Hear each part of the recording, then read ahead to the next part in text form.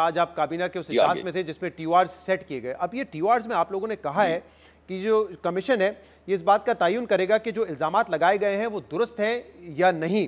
اور پھر یہ بھی کمیشن تعین کرے گا کہ کیا کوئی اہلکار براہ راست مداخلت میں ملوث تھا یا نہیں. یہ کیسے ثابت ہوگا؟ کیونکہ اگر آپ لوگوں نے, کابینہ نے یہ خط پڑھا ہے تو اس میں تو خود ججز یہ کہہ رہے ہیں اور سپریم جوڈیشل کونسل سے یہ کہہ رہے ہیں کہ ہمیں گائیڈنس دیں, کیونکہ اس طرح کی جب انٹیمیڈیشن ہوتی ہے تو اس کے کوئی ثبوت نہیں ہوتے, ہم کیسے رپورٹ کریں. وہ تو خود گائیڈنس مانگ رہے ہیں, لیکن آپ کے ٹی او آر سے یہ تو لگ رہا ہے کہ آپ ججز سے بولیں گے کہ آپ ثابت کریں کہ یہ الزامات درست ہیں یا نہیں. اس پہ یہ کہا گیا ہے کہ ایلیگیشن جو لگے ہیں ان کو انویسٹیگیٹ کرے گی, انکوائر کرے گی ان کے متعلق.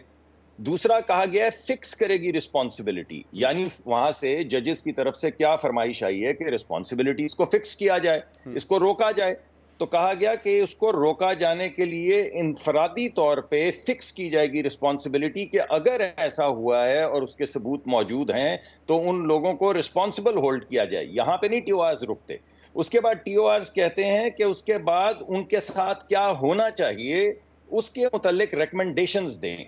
یعنی صرف یہ نہیں کہ اشارہ کر دیں, دکھا دیں یہ صاحب ہیں, وہ رسپانسبلٹی فکس کرنے کے بعد بتائیں کہ ان کو کیا سزا دینی چاہیے. اور یہاں بھی نہیں رکتا. پھر اسی ٹی او آرز کے بعد نیچے آپ چلے جائیں تو انہوں نے یہ کہا ہے کہ کمیشن کو, کمیشن ایکٹ کے تحت جو طاقتیں دی ہوئی ہیں وہ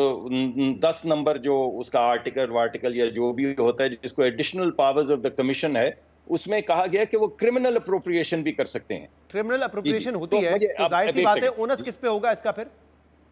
ارے بھائی کرمنل اپروپریشن میں اونس کا کیا تعلق ہے؟ جب آپ انویسٹیگیٹ کریں گے, مان لیجئے کہ 184(3) کے اندر یہ اس وقت کیس کو سپریم کورٹ بلا لیتی تو کیا کرتی؟ اداروں کو میں تو 184(3) کی بات نہیں کر رہا ہوں, میں یہ کہہ رہا ہوں کہ جو لیٹر ہے مصدق ملک صاحب, اس میں ججز نے کیا بات کی ہے پہلے ذرا اس کا تعین کر لیتے ہیں. وہ کہہ رہے ہیں دو اہم باتیں ہیں, انٹیمیڈیشن ہوتی ہے اگر ایجنسیز کی جانب سے یا ایگزیکٹو کی جانب سے تو ہمیں بتایا جائے, سپریم جوڈیشل کونسل ہمیں بتایا جائے کہ کوڈ آف کنڈکٹ میں ہم اس کو کیسے اس پہ ریاکٹ کریں, کیسے اس پہ اپنا لائے عمل دیں. دوسرا وہ یہ کہہ رہے ہیں کہ اونس تو اس چیزوں کا ججز پہ ڈال دیا جائے گا, لیکن ٹیلس, میں پڑھ کے بتا دیتا ہوں. It is clear how a judge can prove such interference and intimidation if she reports the same, as the onus to do so would appear to be on the judge. تو وہ کہہ رہے ہیں بتائیں ہم کیسے بتائیں. جی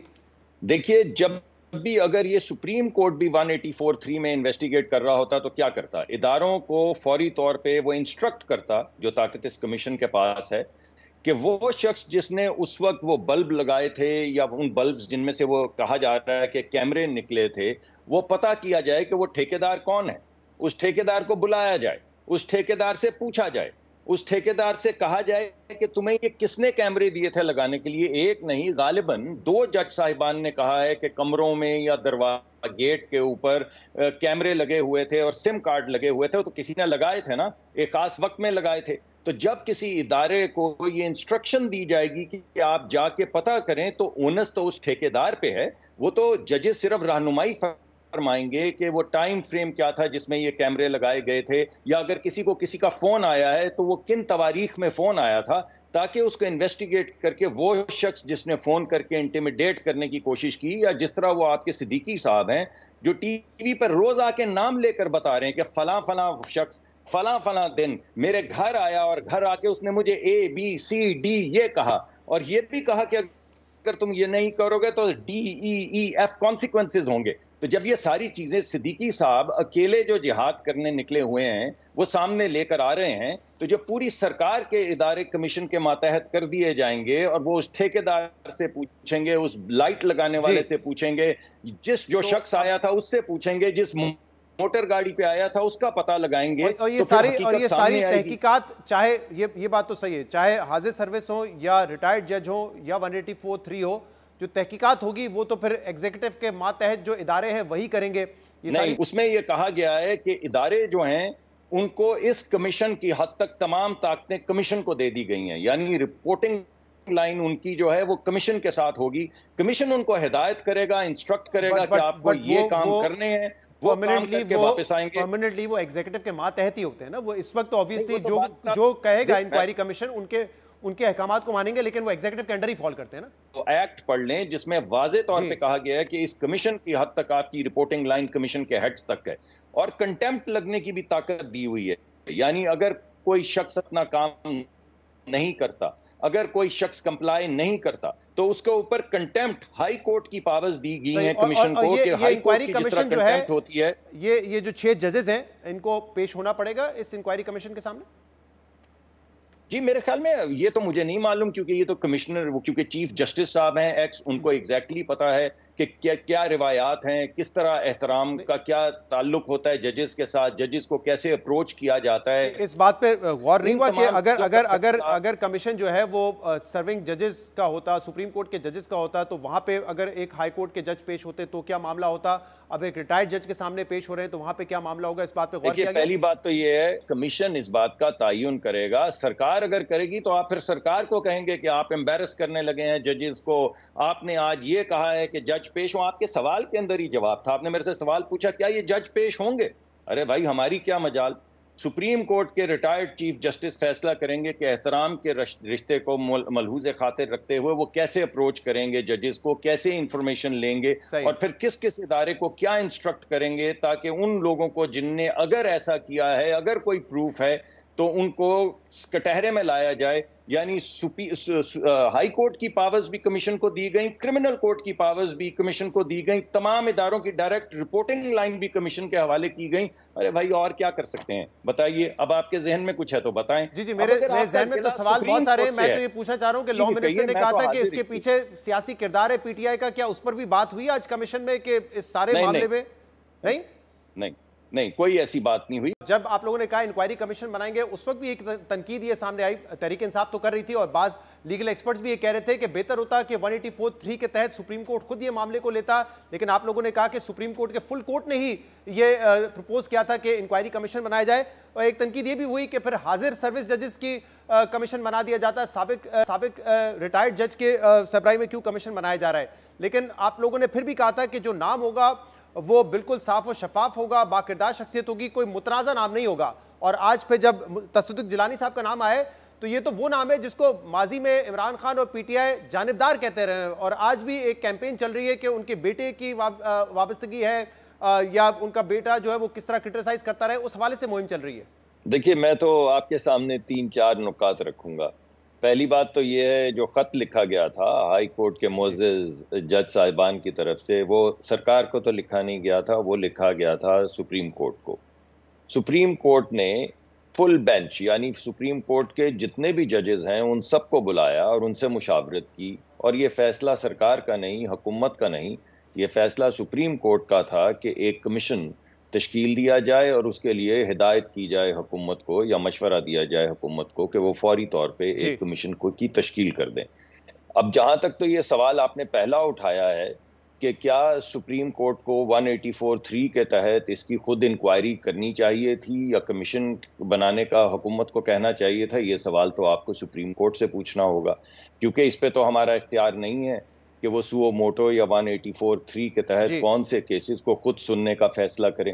انہوں نے تمام ججز نے، آدھے ججز نے نہیں، 6 ججز نے نہیں، 8 ججز نے نہیں، فل کورٹ نے یہ رہنمائی فرمائی کہ ایک کمیشن مقرر کر دیا جائے. تو جب وہ رہنمائی ہم تک پہنچی تو آج کابینہ میں وہ کمیشن مقرر کر دیا گیا. اب دوسری بات کر لیتے ہیں، وہ ہے تصدق جیلانی صاحب کی.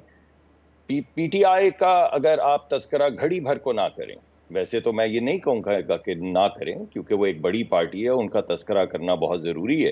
لیکن اگر گھڑی بھر کو نہ کریں تذکرہ تو مجھے بتائیے جتنے مبصرین تبصرہ کر رہے ہیں، ابھی میں آپ ہی کے پروگرام دیکھ رہا تھا، دیگر پروگرام دیکھ رہا تھا، تھاٹ لیڈرز کی گفتگو سن رہا تھا، تھوڑا میں انٹرنیٹ پہ جا کے بھی دیکھ رہا تھا، آپ کو کسی نے الزام لگاتے تصدق جیلانی صاحب پہ دیکھا ہے؟ ماں سوا peoples party P T I کے. پی ٹی آئی تو آپ کسی کو بھی لے آئیں، آپ وہ شخص بتائیں ماں سوا وہ ہمارے وہ کیا پرانے بھلے سے چیف جسٹس تھے، وہ کیا نام تھا ان کا،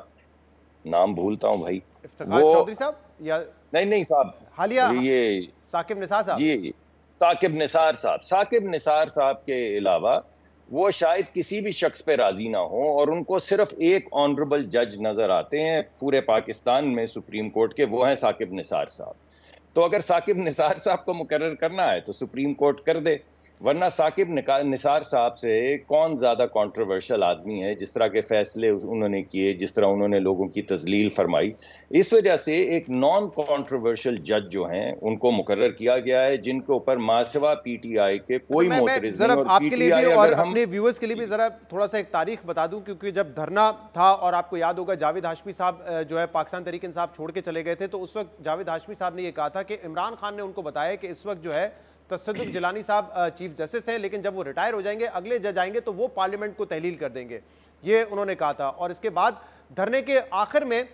جب اس وقت نون لیگ کی حکومت چیف الیکشن کمشنر بنانا چاہ رہی تھی تصدق جیلانی صاحب کو، وہ ریٹائر ہو چکے تھے بطور چیف جسٹس، تو اس وقت بھی تحریک انصاف کے چیئرمین عمران خان نے کہا تھا کہ آپ نہ بنے، آپ جانبدار ہیں، ہمیں یقین نہیں آپ کی غیر جانبداری پہ، اور پھر انہوں نے اپنا نام خود وڈرا کر لیا تھا. لیکن 2018 میں جب نون لیگ نے کہا کہ بطور کیئر ٹیکر پرائم منسٹر کا نام آپ نے دیا تصدق جیلانی صاحب کا، تو پی ٹی آئی نے اس کو انڈورس کیا تھا، بلکہ خود بھی ان کا نام فلوٹ کیا تھا. تو یہ تاریخ رہی ہے پی ٹی آئی کے حوالے سے.